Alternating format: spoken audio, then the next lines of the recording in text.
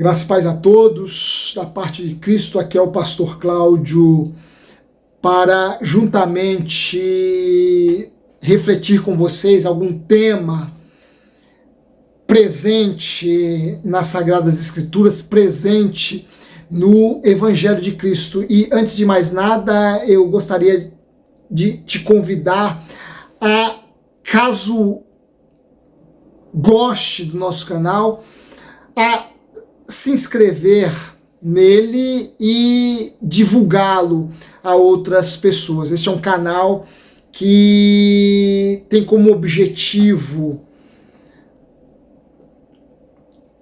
proclamar o Evangelho do Cristo e também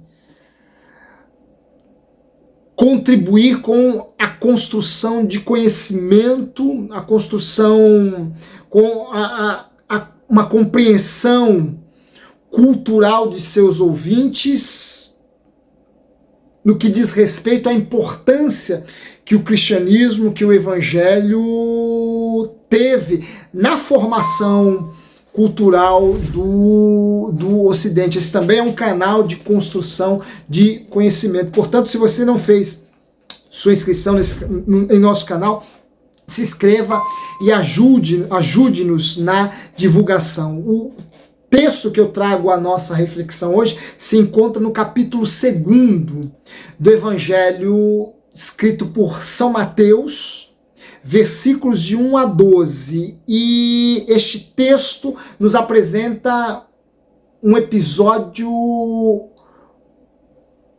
tipicamente mateano. Só Mateus faz referência a este episódio, e o episódio ao qual eu me refiro é a visita que os magos,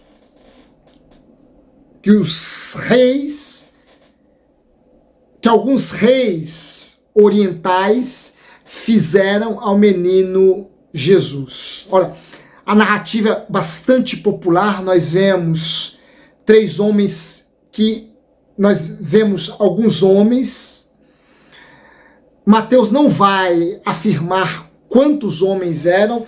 Nós veremos a questão da quantidade, mas a partir de outras fontes. Mateus vai fazer uma referência meramente genérica, né? Aliás, Mateus não desce em alguns pormenores, e se nós quisermos conhecê-los, nós devemos recorrer a outras fontes.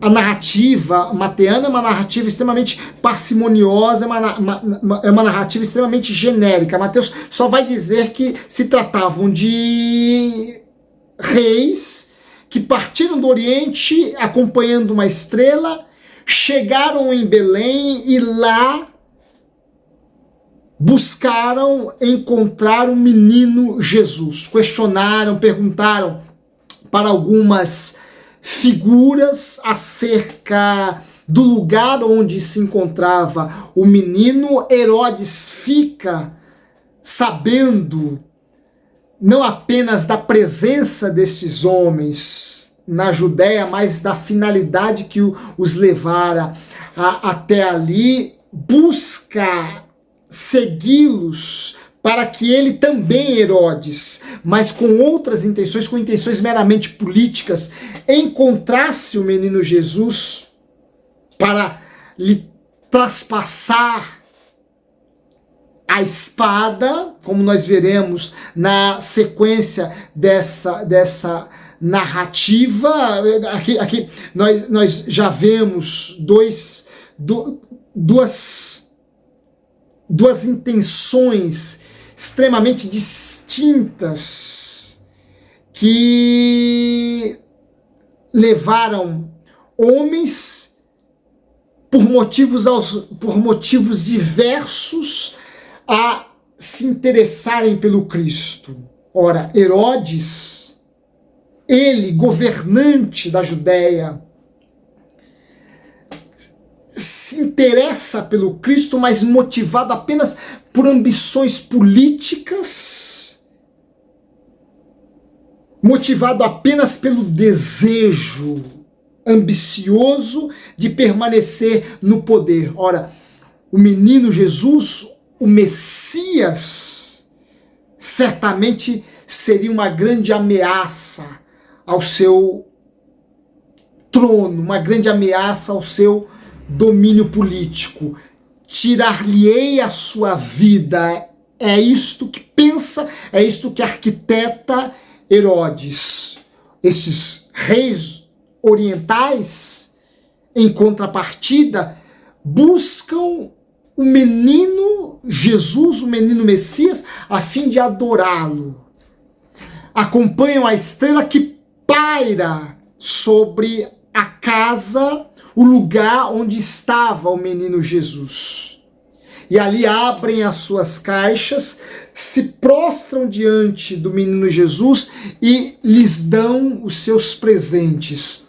Mateus vai dizer que eles levaram ao menino Jesus 3 especiarias: ouro, incenso e mirra.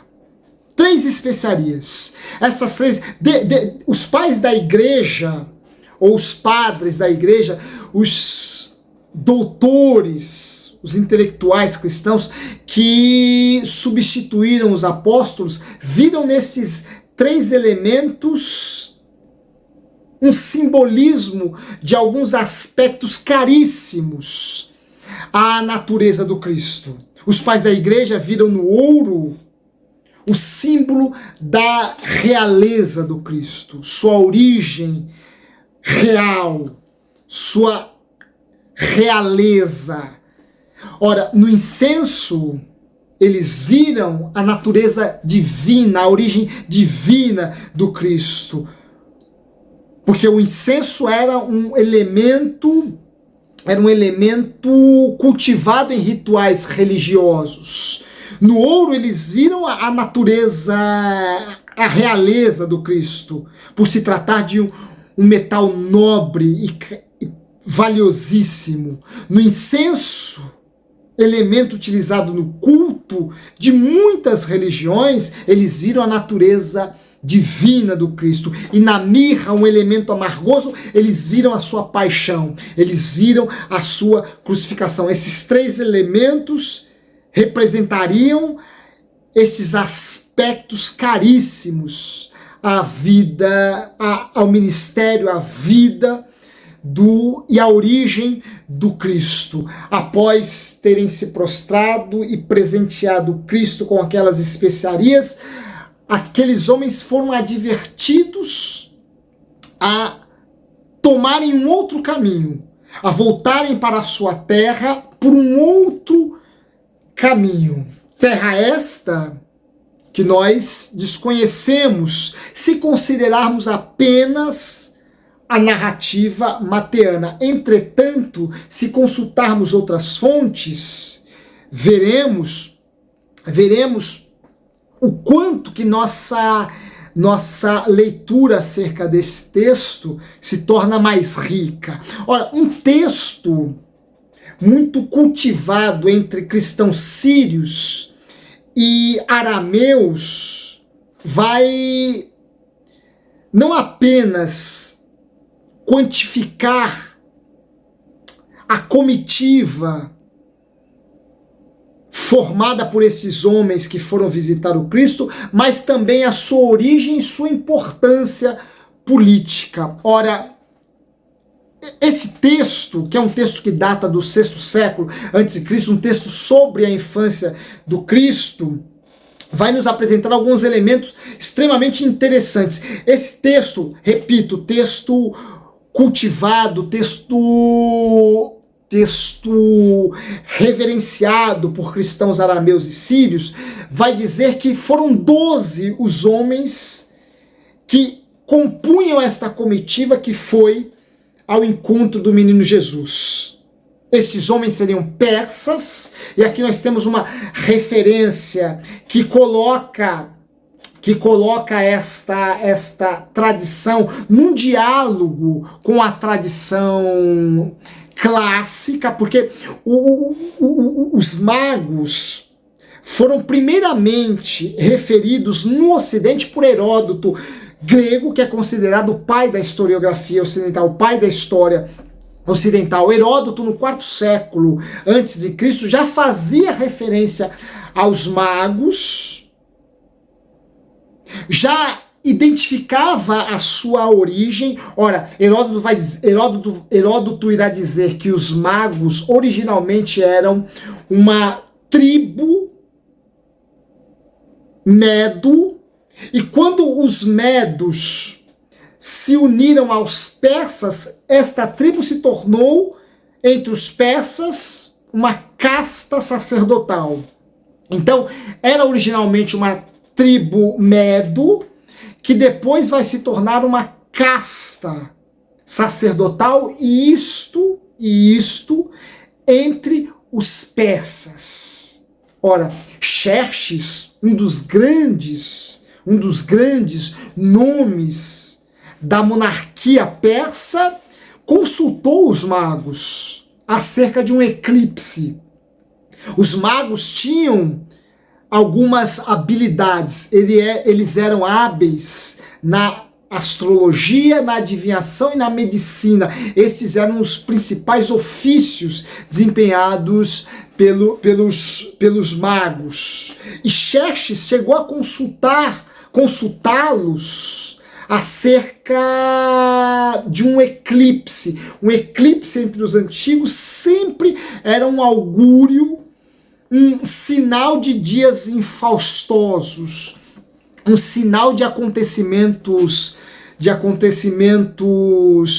trágicos, preocupantes. Xerxes, diante de um eclipse, foi consultar com os magos o seu significado. Portanto, vejam, já na tradição mais clássica, nós encontramos referências às figuras dos magos. E esse texto que versa sobre a infância do Cristo, esse texto que é do 6º século de nossa era, estabelece aqui um diálogo com a literatura clássica, porque ele vai dizer que esses homens eram persas. Dentre esses 12 que compunham esta comitiva, havia 3 que eram reis, inclusive. 3 irmãos e que eram reis: Melquior, Baltazar e Gaspar. O texto, inclusive, os identifica pelo seu próprio nome.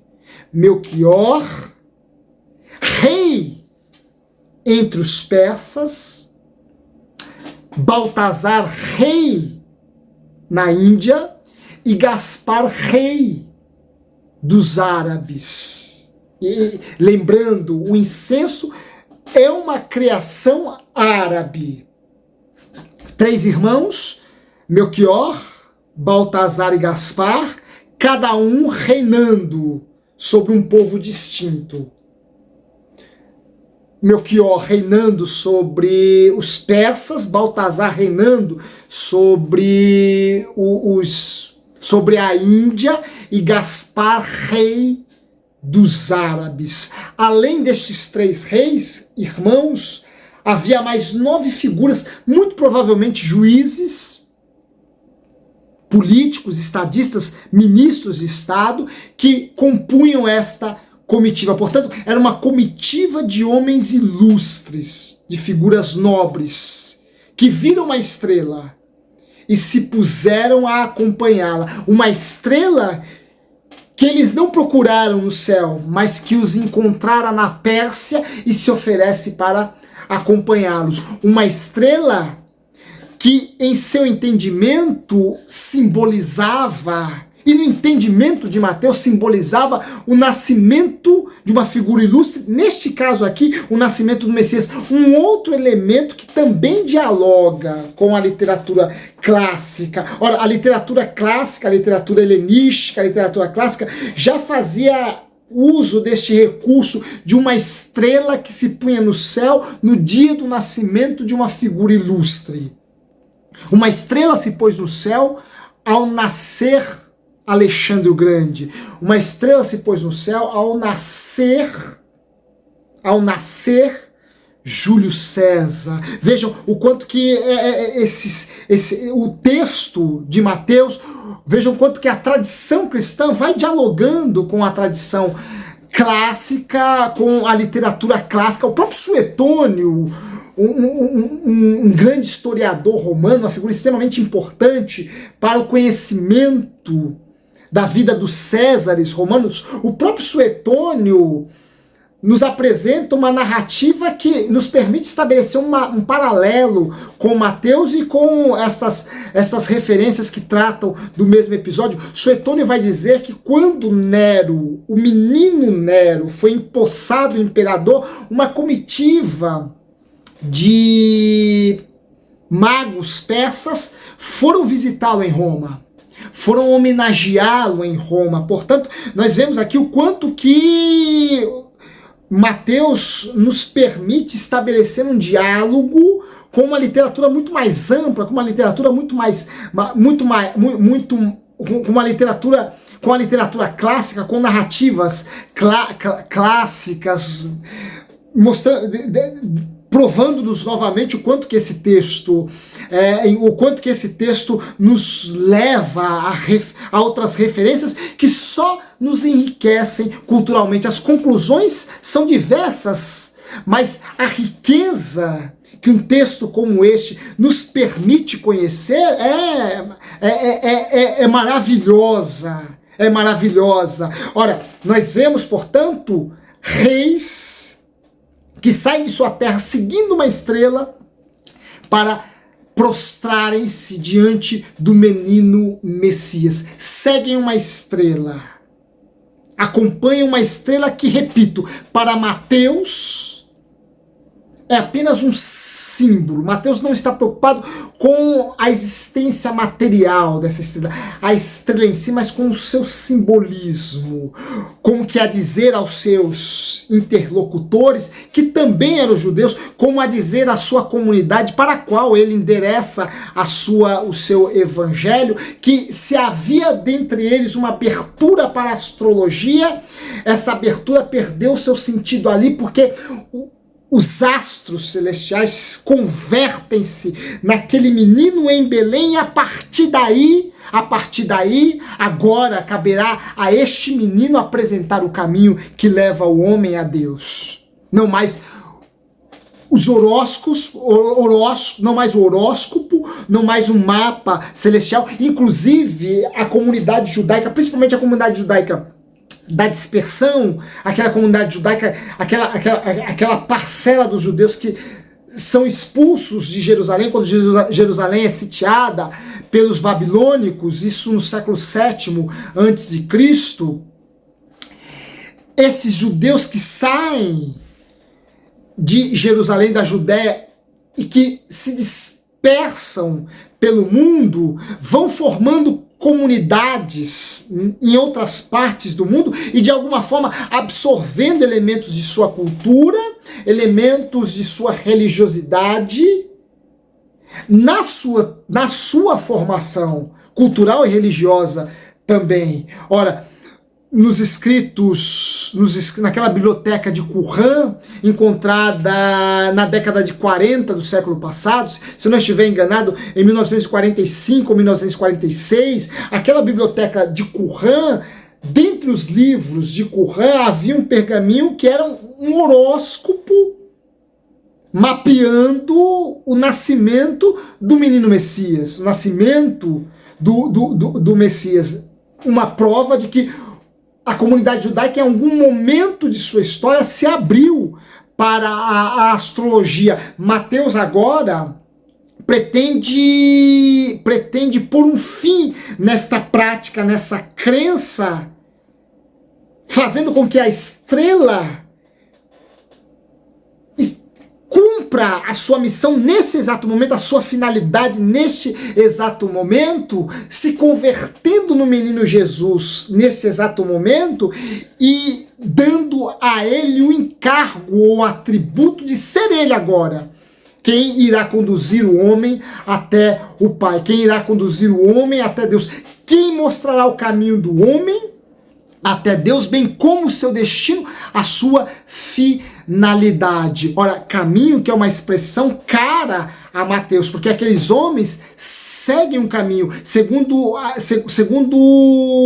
essa narrativa da infância do Cristo, que data do século VI antes de Cristo, depois de Cristo, século VI de nossa era, essa narrativa cultivada entre cristãos sírios e arameus. A viagem desses reis, desses estadistas da Pérsia até Belém, esta viagem durou 9 meses. Um percurso grande, um percurso considerável, um percurso longo. Agora que encontram o menino Jesus em Belém, se prostram e lhe presenteiam, estes homens são advertidos a que voltem, mas por um outro caminho, não por aquele que vieram, mas por um caminho diferente, um caminho novo. Por quê? Porque quando o homem tem um encontro com Cristo, seu caminho de alguma forma muda, sua finalidade agora muda, o seu destino agora muda. Eles farão um outro caminho porque encontraram aquele que ampliou a geografia de sua existência, que ampliou o mapa de sua existência. Ora, ele se põe de volta, ele se põe num novo caminho de retorno ao seu lar. Herodes se põe a caminho do Cristo a fim de degolá-lo, a fim de tirar-lhe a vida. Ora, esse é o caminho do homem sem Deus. Agora, esse é o caminho do homem sem Deus, é o caminho guiado por ódio, guiado pela cegueira da paixão, guiada pela cegueira da ambição. Agora, os homens que viram o menino Cristo, o menino Jesus, o menino Messias, estes têm a sua geografia ampliada porque Cristo lhes dá a oportunidade de conhecer outros caminhos, de seguirem por outros caminhos. Ora, eram homens estrangeiros vindos do Oriente para se prostrarem, adorarem, presentearem o menino Jesus. Aqui nós vemos uma abertura, do Evangelho de Cristo para os povos estrangeiros. Em Mateus nós já encontramos o Evangelho numa perspectiva universal, numa perspectiva cosmopolitana. O menino Jesus não é o menino, o Messias única e exclusivamente dos judeus. Ele agora é de todos os povos. Mateus, leitor dos textos do Antigo Testamento, conhecedor dos profetas, narra o cumprimento daquilo que os profetas já diziam acerca daquele intitulado desejado das nações, daquele que seria o objeto da adoração de muitos povos que subiriam a Jerusalém para adorar o Senhor. Ora, neste menino Jesus, neste menino Messias, Mateus vê o cumprimento destas profecias da literatura judaica, dos profetas, e já apresenta o caráter universal do Cristo, um Cristo que se abre e se oferece a todos os homens, por mais distantes que estejam, por mais longe que habitam, mas Cristo os contempla e os abraça com seu amor universal, com seu amor transcendental, com seu amor que não se limita, não se apequena por essas miudezas que fazem algum sentido, mas um sentido meramente limitado. Aqui nós vemos o quanto que o Evangelho de Cristo, além de nos promover esse diálogo maior com a cultura ocidental, com a literatura clássica, com tradições que são construídas no seio de comunidades cristãs, também nos apresenta o caráter universal do amor de Deus, que já está sendo ali revelado, experienciado, experimentado por homens estrangeiros vindos do Oriente, vindos de terras distantes. Ora, nós já vemos aqui em Mateus essa abertura do Cristo a todos os homens. Eu espero que ele também tenha te alcançado como um dia me alcançou. Um grande abraço a vocês, fiquem com Deus e até o nosso próximo encontro.